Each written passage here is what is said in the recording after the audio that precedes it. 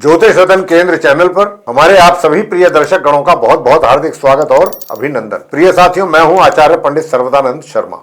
मेरी ओर से भी हमारे आप सभी प्रिय दर्शक गणों को एक बार फिर बहुत बहुत प्यार भरा नमस्कार। तो साथियों, करेंगे चर्चा आज आपके अपने मंथली राशिफल के विषय में, जो कि मार्च 2026 का है। और इसके माध्यम से हम ये जानने की कोशिश करेंगे आज इस चर्चा में कि जो आप हमारे कर्क लगन राशि के जातक हैं, यानी कि जिनका कैंसर असेंडेंट बनता है, उनके लिए मार्च 2026 कैसा जाने वाला है, या दूसरे शब्दों में अगर कहें किस प्रकार के रिजल्ट्स आपको मिलेंगे, कितने शुभ और कितने अशुभ। लेकिन जब अशुभ रिजल्ट्स की बात आ जाती है तो बहुत लोग परेशान हो जाते हैं और थोड़ा टेंशन में भी आ जाते हैं कि भाई वैसे ही जिंदगी में, जीवन में इतनी परेशानियां हैं और क्या ऐसा आने वाला है। लेकिन मैं आपसे हमेशा एक ही बात कहा करता हूं जब भी राशिफल की बात चलती है कि अगर कहीं मैं अशुभ रिजल्ट्स की बात कर रहा हूं, वो भी इसलिए करनी पड़ती है ग्रहों के संकेत के आधार पर। वहां हम आपसे झूठ नहीं बोल सकते। जैसा ग्रहों का संकेत होता है उसी आधार पर हम आपके साथ बात करते हैं। लेकिन मैं साथ के साथ आपसे यह भी कहता हूं कि अगर कुछ अशुभ परिणाम मिल रहे हैं कुछ ग्रहों के द्वारा, तो हमारे विद्वानों ने, हमारे ऋषि महर्षियों ने उनके बहुत सटीक अचूक उपाय भी दिए। बड़े से बड़े, महंगे से महंगे और सस्ते से सस्ते, छोटे से छोटे उपाय भी दिए, बड़े से बड़े भी उपाय दिए, हर प्रकार के उपाय हैं। तो वहां से उपाय अगर हम करेंगे तो निश्चित रूप से उसके अच्छे परिणाम प्राप्त होंगे। और हमेशा उपाय हम आपको वो देते हैं जो आप लोग आसानी से कर सकें। तो साथियों, आपको यहाँ पर मैं इतना और कहना चाहूँगा कि अगर आप अभी हमारे चैनल पर नए आए हैं तो आप हमारे इस चैनल को, ज्योतिष रतन केंद्र को भी सब्सक्राइब जरूर कर लें, क्योंकि जो भी ज्योतिष से संबंधित वीडियोस हमारे आगे आने वाले दिनों में बनेंगे वे सब आप तक पहुंच पाएंगे आसानी से, और उनकी जानकारी भी आपको समय पर मिल पाएगी। तो साथियों, यहाँ पर सबसे पहले, क्योंकि बात यहाँ रिजल्ट्स की चल रही है और रिजल्ट्स मिलते हैं ग्रहों के माध्यम से, तो सबसे पहले मैं आपको मार्च 2026 में जो ग्रहों की स्थिति रहने वाली है आप कर्क लगन राशि के जातकों के चार्ट में, जिसके आधार पर आपको रिजल्ट्स मिलने हैं, मैं उसकी जानकारी संक्षेप में दूंगा। उसके पीछे एक रीज़न और भी है, एक कारण और भी है जानकारी देने के पीछे, वो ये कि जब आपको पता होता है कि कौन सा ग्रह मेरे लिए शुभ है, कौन सा अशुभ है, तो क्योंकि हम तो अशुभ ग्रहों के ही उपाय आपको दिया करते हैं, तो उन उपायों को आप बहुत श्रद्धा से करेंगे, नियमित रूप से करेंगे, और रिजल्ट यह आएगा उसका कि आपको अशुभ परिणामों की जो प्राप्ति है, रिजल्ट्स की जो प्राप्ति है, वो ना के बराबर होगी और अशुभ ग्रह शांत होंगे। यही एक उद्देश्य है ग्रहों को जानकारी देने का, ग्रहों की मतलब आपको जो हम जानकारी देते हैं संक्षेप में। तो आइए, ठीक मेरे पीछे चार्ट डिस्प्ले हो रहा है स्क्रीन पे, ये आप कर्क लगन राशि के जातकों का ही चार्ट है, और इसमें हमने ग्रहों की स्थिति को बहुत स्पष्ट रूप से दर्शाने की कोशिश की है। कौन सा ग्रह किस ग्रह के साथ अपना संबंध बना करके किस राशि में, किस भाव में, किस हाउस में बैठा है, कब वो अपना राशि परिवर्तन करेगा या नहीं करेगा। तो आइए जानते हैं। सबसे पहले जहां पर 11 नंबर लिखा है आपके इस चार्ट में कर्क लगन राशि के जातकों के, ये कुंभ राशि है शनिदेव की, और अष्टम भाव है, 8th हाउस। यहाँ पर आप देख रहे हैं एक साथ 4 ग्रह बने हुए हैं, बैठे हुए हैं, उनका संबंध बना हुआ है 4 ग्रहों का, जिसमें कि सूर्य हैं, मंगल हैं, बुध हैं और राहु हैं। तो साथियों, कुछ अच्छे भी योग बने हुए हैं इसमें, कुछ अशुभ योग भी बने इन 4 ग्रहों के द्वारा। लेकिन वो तो बात की बात है, उसको तो हम चर्चा के दौरान करेंगे डिस्कस आपके साथ। लेकिन सबसे पहले, क्योंकि ग्रहों से संबंधित जानकारी दे रहे हैं, तो बताएंगे कि ये सूर्य जो है यहाँ पर 1 मार्च से 14 मार्च तक रहेंगे कुंभ राशि में। ये इनकी शत्रु राशि है। हालांकि शनि इनके पुत्र हैं, लेकिन पुत्र और पिता के बीच में जो है व्यवहार वो शत्रुतापूर्ण है। तो यहाँ पर सूर्य जो है अपनी शत्रु राशि कुंभ में है, लेकिन 14 तारीख को, 14 मार्च 2026 को ये यहाँ से राशि परिवर्तन करते हुए निकलेंगे, आगे बढ़ेंगे। और कहाँ जाएंगे? जहाँ 12 नंबर लिखा है, वो इनकी मित्र राशि है, क्योंकि वो गुरु बृहस्पति की राशि मीन है और नवम भाव है। तो कहने को तो ये अपने मित्र के घर में जाएंगे, लेकिन 2 शत्रु ग्रहों से इनका सामना होगा। वहां पर शुक्र भी मिलेंगे इनको मौजूद, शनि भी मिलेंगे, दोनों ही इनके शत्रु हैं और ये उन दोनों के शत्रु हैं। तो ये योग कुछ अच्छा नहीं बनेगा। कुछ चीजें ठीक होंगी, लेकिन कुछ थोड़ा सा डिफरेंट होंगी। चलिए, वो भी हम चर्चा के दौरान करेंगे डिस्कस सारा। तो यहाँ पर लेकिन जब 14 को जाएंगे सूर्य, तो अंत तक रहेंगे माह के मीन राशि में, नवम भाव में। उसके बाद बात करते हैं शुक्र की। देखिए, शुक्र जो है माह के आरंभ से लेकर और 25 मार्च तक मार्गी और उदित अवस्था में अच्छी स्थिति में, अपनी ये उच्च राशि है इनकी शुक्र की, मीन राशि, इसमें बने हुए हैं, बने रहेंगे 25 तक। लेकिन 25 को ये भी अपना राशि परिवर्तन करके आगे के निकलेंगे, आगे वाले घर में जाएंगे, जहाँ पर 1 लिखा हुआ है वो मेष राशि है, मंगल की दशम भाव है। तो ये दशम भाव में प्रवेश कर जाएंगे 25 मार्च 2026 को मार्गी और उदित अवस्था में। शनि की अगर हम बात करें तो शनि जो है वो पूरे महीने अपनी ये सम राशि है उनकी, मीन राशि नवम भाव में, इसी में ही बने रहेंगे। हालांकि 1 तारीख से 1 मार्च से 8 मार्च तक का समय तो ऐसा है जिसमें मार्गी भी होंगे और उदित भी होंगे, लेकिन 8 मार्च को ये पश्चिम में अस्त हो जाएंगे। क्यों हो जाएंगे? क्योंकि सूर्य आ रहे हैं, और जब कोई भी हम पर आपको बताते ही हैं कि जब भी कोई ग्रह सूर्य के ज़्यादा नज़दीक आता है तो वो एक निश्चित डिग्री पर आकर के अस्त हो जाता है। अस्त का जो प्रभाव बताया गया है ज्योतिष शास्त्र में वो यही है कि वो प्रभावहीन हो जाते हैं, और जातक के जीवन में जब ऐसे अस्त ग्रहों की दशा आती है तो जातक को कष्ट अधिक फेस करने पड़ते हैं, समस्याएं जीवन से संबंधित। तो ये शनि की स्थिति रहेगी। 8 तारीख को ये अस्त हो जाएंगे, पूरे माह फिर ये अस्त ही बने रहेंगे, मार्गी और अस्त। बात करेंगे मंगल की। देखिए मंगल जो है अपनी समराशि कुंभ में बने रहेंगे पूरे माह, अष्टम भाव में ही, मार्गी और अस्त अवस्था में रहेंगे माह के आरंभ से तो ये, लेकिन ये 26 मार्च को जाकर के पूर्व में उदय होंगे, बिल्कुल माह के उत्तरार्ध में जाके, और वहां पर ये उदय होंगे और उसी राशि में ये बने रहेंगे अपने शत्रु ग्रह बुध और अपने शत्रु ग्रह राहु के साथ। बात बुध की कर लेते हैं। बुध भी अपनी समराशि है उनकी, ये कुंभ राशि जहां पर बने हुए हैं शनि के घर में, और बने हुए हैं समराशि में बने रहेंगे, लेकिन 14 ये अभी माह के आरंभ से तो वक्री भी हैं और अस्त भी हैं, स्थिति बहुत कमजोर है बुध की, लेकिन ये 14 मार्च को उदय होंगे और 20 मार्च को ये मार्गी भी हो जाएंगे। कहने का भाव हुआ कि 20 मार्च से बुध जो है वो कुछ थोड़ा सा पोजीशन उनकी बेहतर होगी मार्च के महीने में। गुरु बृहस्पति की बात करें कि गुरु बृहस्पति जो है ये जहां पर 3 नंबर लिखा है द्वादश भाव है, और ये उनकी शत्रु राशि है क्योंकि बुध की राशि है और बुध को बृहस्पति अपना शत्रु मानते हैं। तो बृहस्पति यहां पर बने हुए हैं वक्री स्थिति में माह के आरंभ से ही और उदित अवस्था में, लेकिन 11 मार्च को ये गुरु बृहस्पति जो है ये मार्गी हो जाएंगे वक्री स्थिति से, यानी कि जो उल्टी चाल चल रहे हैं ये सीधी चाल चलना आरंभ कर देंगे 11 मार्च को। तो ये उदित और मार्गी दोनों हो जाएंगे, इनकी पोजीशन काफी बेहतर हो जाएगी।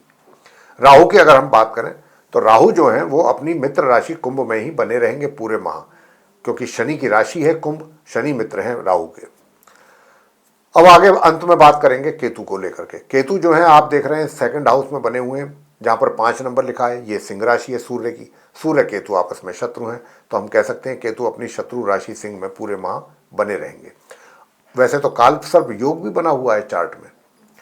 तो दूसरी बात क्या है कि इन ग्रहों की स्थिति जो बनी हुई देख रहे हैं आप, इनके आधार पे किस प्रकार के रिजल्ट्स आप कर्क लगन राशि के जातकों को मिलेंगे।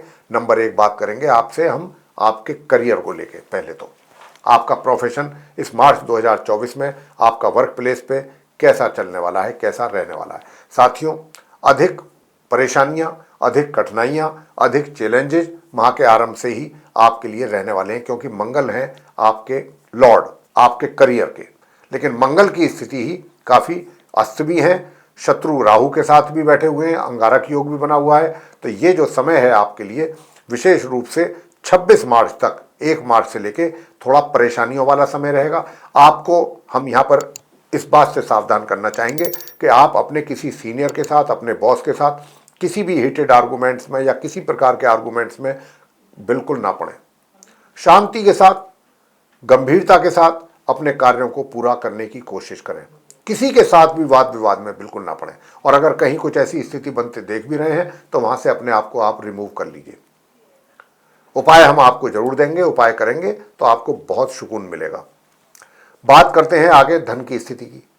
देखिए धन की स्थिति ऐसा है कि धन का आगमन आपके लिए बहुत अच्छा रहने वाला है माह के आरंभ से लेकर 25 तारीख तक, क्योंकि लाभ भाव के स्वामी शुक्र जो है वो अपने मित्र ग्रह शनि के साथ बैठे हैं उच्च राशि में, उच्च भाव में।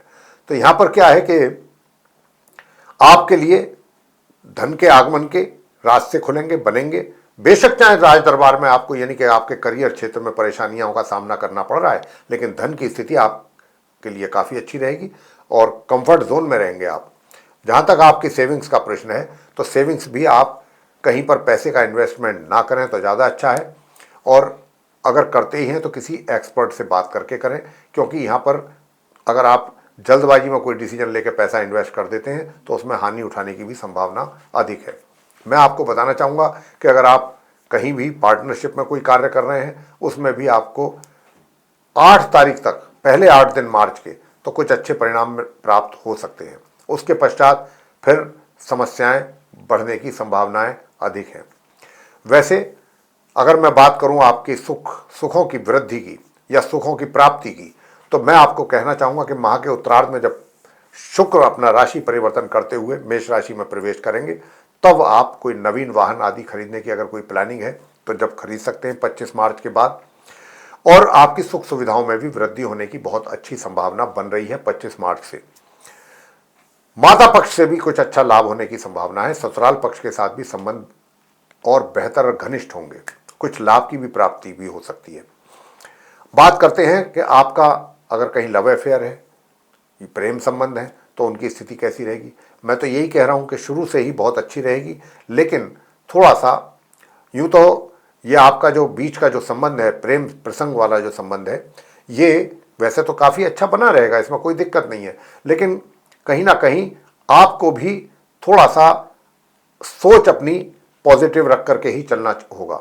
अगर आप बीच में अपनी पॉजिटिव सोच की जगह नेगेटिव सोच रख करके आगे चले तो आपके लिए समस्याएं बढ़ेंगी अपने प्रेम लव अफेयर में। वैसे मैं साथियों बताना चाहता हूं कि आप देखिए, अगर आप विवाहित हैं तो विवाहित होने के साथ साथ सबसे बड़ी बात तो ये है कि 1 तारीख से 8 तारीख तक तो बहुत अच्छे संबंध रहने वाले हैं, बहुत अच्छा मैरिड लाइफ चलने वाली है। लेकिन 8 तारीख से माह के अंत तक का जो समय है वो थोड़ा सा आपके जो बीच के जो संबंध हैं दोनों के, उसमें थोड़ी टेंशन और तनाव होने की भी संभावना से इनकार हम नहीं कर सकते। उसके लिए फिर आपको उपाय करने ही होंगे अगर आप चाहते हैं कि वैवाहिक जीवन सुख और शांति से व्यतीत हो। बात आगे करेंगे पारिवारिक संबंधों की। तो पारिवारिक संबंधों में भी थोड़ा बहुत कहा सुनी कलेश ये संभावना है, और कहीं ना कहीं आपका व्यवहार भी उन खराब संबंधों का कारण बन सकता है। तो अपने व्यवहार को भी आप सही रखिएगा अपने पारिवारिक सदस्यों के साथ। जहाँ तक इस बात का प्रश्न है कि जो आपके घर के बड़े हैं, तो जो घर के बड़े हैं उनके लिए भी बताना चाहेंगे कि उनके साथ भी जो संबंधों की वाली स्थिति है वो थोड़ा तनावपूर्ण रहने की संभावना ज़्यादा बन रही है। तो ये चीज़ आपको ध्यान में रखनी होगी। और एजुकेशन की अगर मैं बात करूं तो एजुकेशन को लेकर के, चाहे वो आप क्या कहते हैं सामान्य एजुकेशन वाले स्टूडेंट्स हों चाहे हायर स्टडीज़ वाले, मैं दोनों को ही कहना चाहता हूं कि देखिए, हायर स्टडीज़ वाले स्टूडेंट्स तो माह के आरंभ से लेके, और अगर आप अपनी पढ़ाई पर फोकस करेंगे अच्छी तरह तो आप अच्छी स्थिति रहेगी आपकी रिजल्ट्स की प्राप्ति को लेके एजुकेशन से रिलेटेड। जो नॉर्मल एजुकेशन लेने वाले स्टूडेंट्स हैं उनको तो बहुत अधिक परिश्रम करने की आवश्यकता है। अगर आप चाहते हैं कि भाई सामान्य परिणाम भी किसी तरह मिल जाए, उसके लिए भी बहुत अधिक परिश्रम करना पड़ेगा, और पढ़ाई के सिलसिले में आपको परेशानियों का भी सामना करना पड़ सकता है, इसकी भी बहुत ज़्यादा संभावना है। संतान को भी माता पिता को लेकर के जो भी आप अच्छे परिणाम निकाल करके देना चाहते हैं अपने माता पिता के लिए, मेहनत करके उसमें आपको सफलता नहीं मिलेगी, उसमें आप कामयाब नहीं होंगे। ये जो महीना है आपके लिए, मार्च का महीना, संतान को या माता पिता को अपनी संतान की ओर से चिंताएं थोड़ी ज़्यादा रह सकती हैं, ऐसी संभावना अधिक है। और जो भी फैसला आप लेना चाहेंगे, जो भी डिसीजन आप लेना चाहेंगे, कर्क लगन राशि के जातक हिम्मत नहीं कर पाएंगे फैसले लेने की। सोचेंगे कि ये फैसला ले लूं, लेकिन थोड़ा हिम्मत जो होनी चाहिए, हिम्मत की कमी रहेगी। आगे बात करेंगे कि भाई स्वास्थ्य कैसा रहेगा। स्वास्थ्य आपका पूरे ही महीने अच्छा चलता रहेगा, स्वास्थ्य में किसी प्रकार की कोई कमी रहने वाली नहीं है। उपाय अब आपको मैं बताना चाहूँगा कि क्या करने हैं। तो एक तो उपाय आपको करना है कि प्रत्येक शनिवार काले चने उबाल करके और आप गरीबों को बांटें। पहले शनिदेव के मंदिर में जाएं, संध्या के समय वहाँ प्रसाद के तौर पर चढ़ाएं और फिर उसको गरीबों में बांट दीजिए, पहला उपाय। दूसरा उपाय आपको करना है, नियमित रूप से हनुमान जी की पूजा आप अवश्य करें। हनुमान जी की पूजा, हनुमान चालीसा का पाठ करें, लेकिन ये करना है हनुमान जी की पूजा आपको संध्या के समय, आफ्टर सनसेट। अगर आप मंगल स्तोत्रम का पाठ कर लेते हैं तो बहुत ही अच्छा रहेगा। और साथ में सूर्य देव को जल जरूर दें, प्रातःकाल सूर्य देव को अगर दे सकते हैं तो प्रातःकाल। और दूसरा, अगर आप कर सकते हैं तो दुर्गा चालीसा का भी पाठ नियमित रूप से करें। तो ये उपाय अगर आप करेंगे छोटे छोटे से, तो आपको मैं कहता हूं कि जो अशुभ परिणाम है निश्चित रूप से उसमें कमी आएगी। तो साथियों, अगर आपको हमारी ये चर्चा पसंद आई है तो आप हमारे इस वीडियो को लाइक कर लें, अधिक से अधिक मात्रा में इसको शेयर करें ताकि दूसरे लोग भी कर्क लगन राशि के जो हैं वो इसका लाभ ले सकें। और अगर अभी तक आपने हमारा चैनल सब्सक्राइब नहीं किया है तो चैनल को भी सब्सक्राइब जरूर कर लीजिएगा। और अगर आप चाहते हैं आने वाले दिनों में वीडियोस जो भी बनेंगे एस्ट्रोलॉजी के भिन्न भिन्न विषयों पर वो सब आप तक पहुंच सकें और उनका भी आप समय पर लाभ उठा पाएँ, तो फिर बेल आइकन प्रेस जरूर कर दीजिए। साथियों, इसी के साथ इस चर्चा को समाप्त करेंगे और अपने आप सभी प्रिय दर्शक गणों से लेंगे इजाजत। आप सभी का सहृदय बहुत बहुत धन्यवाद। जय माता दी।